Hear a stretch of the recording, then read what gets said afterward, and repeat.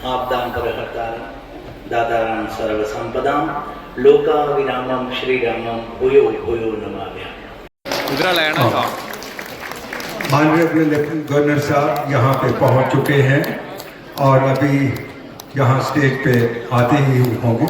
यूँ ही आते हैं, आप सब ने उनका स्वागत यहाँ पे पहुँच गए हैं। बहुत बहुत शुक्रिया। आपदां दातारां सर्वसंपदां लोकाभिरामं श्रीरामं भूयो भूयो नमाम्यहम्। कृष्णाय वासुदेवाय हरे परमात्मने प्रणतः क्लेशनाशाय गोविंदाय नमो नमः।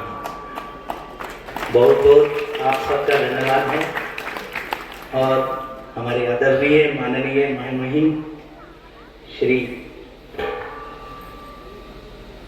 भगवान आपसे सबने जैसे बोला, अब मैं इतना प्रसन्न हूँ, खुश हूँ।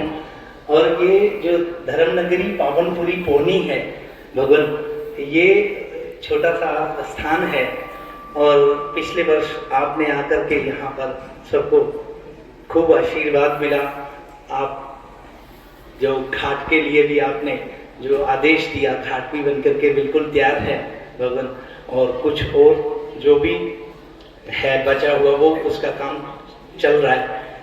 और इस बार फिर आप विनम्र जो हम लोगों ने आपसे निवेदन किया, आपने स्वीकार किया।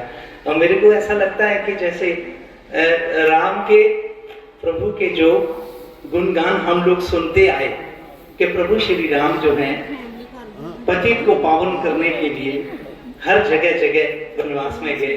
तो आज हमारे धर्मनगरी पावनपुरी पोनी में दूसरी बार आपका स्वागत, और शबरी को जैसे दर्शन देने आए ऐसे भगवान आपका स्वागत है। ये गांव ठीक शबरी के गांव की तरह है। आपका बहुत बहुत स्वागत है इस धर्मनगरी पावनपुरी पोनी में। मैं कोशिश कर रहा हूँ भगवान, आपसे प्रार्थना करूंगा कि इसमें इस पूरे पावनपुरी में इसका नाम पोनी है महाराज भगवान, और कुछ महापुरुषों का कुछ एक जमाने में कोई बात हुई होगी यहाँ पर, तो कुछ चूक हो गई होगी भक्तों से, तो उनके मुंह से निकला कि ये पोनी ही रहेगा, मतलब पोना पूरा नहीं होगा। तो लेकिन शायद उन्हीं महापुरुषों का आदेश मिला, या उनका ही कोई मेरे को ऐसा आशीर्वाद मिला होगा, या कुछ ऐसा कि भाई हमने तो ये बोला था, तो अब तुम्हारा जन्म भी यही हुआ है, तो तुम इस कार्य को पूरा करो कि जिससे ये पूरा हो जाए। तो आज हम कोशिश कर रहे हैं कि भगवान इसका नाम, मैं आपसे प्रार्थना करूंगा भगवान, मैंने इसका नाम दिया है धर्मनगरी पावनपुरी पोनी। तो भगवान इसको धर्मनगरी पावनपुरी के नाम से ये विख्यात हो जाए आपके कर कमलों से, आपके आदेश से। तो ये महापुरुषों का जो उस वक्त कुछ इस तरह से किसी भक्तों की चूक हुई होगी, तो वो आज शायद आपके द्वारा कोई आशीर्वाद मिल जाए तो ये पावनपुरी हो जाए। और भारत के अमरवीर शहीदों की पुण्य स्मृति में जैसे यज्ञ करते हैं, अति विष्णु महायज्ञ। मेरे इष्ट देव नारायण हैं, मैं बचपन से ही बद्रीनाथ में रहता हूँ और वहीं पे रह करके आज 40 वर्ष होने जा रहे भगवान। तो 40 वर्षों से वहीं पे साधना और महापुरुषों का सानिध्य प्राप्त हुआ। भगवान की कृपा से, भगवान के चरणों का आशीर्वाद और उनकी पूजा का सौभाग्य मिलता रहा। तो इसी तरह से वहां पर, तो आज इस जगह पे जब आते हैं तो ऐसा मन में हुआ कि पक्की यज्ञशाला बन जाए। और पक्की यज्ञशाला में हमेशा बांस बल्लियों से पहले बनाया जाता था, तो अब पक्की यज्ञशाला भी यहाँ के लोगों के सहयोग से सभी लोगों ने बनवा दी। और भगवान आपने जो भगवान नारायण का जो दर्शन किया विराट रूप, ये यहाँ के जितने भी हमारे जम्मू कश्मीर के लोग थे, सबको एक मैसेज दिया था, संदेश दिया था कि आपके घर में जो भी टूटे फूटे बर्तन है, पीतल के, कांसे के, तांबे के, जो उपयोग में नहीं आते हैं, वो आप यहाँ दे सकते हैं। तो उस बर्तनों से ये भगवान का स्वरूप बनाया गया है भगवान। और सभी के बर्तन पहले उन्होंने बुजुर्गों ने अपने अपने घर में उसमें भोजन बना होगा, सभी बच्चों ने भोजन किया, प्रसाद पाया, भोजन से संतुष्ट हुए, पुष्ट हुए, और वो बर्तन फिर आप काम के नहीं थे तो आज भगवान बन गए। ये इतना खुशी का एक मैसेज है कि जब वो देखते हैं भगवान आकर के लोग यहाँ बहुत हैं। भगवान आपको बताऊं, यहाँ पे बहुत बुजुर्ग माताएं अभी भी हैं जो 102 साल, 4 साल, 100 साल की हैं, जिन्होंने यहाँ पे अपने बर्तन ला करके कहा कि ये मेरी सासू माँ के दहेज का है।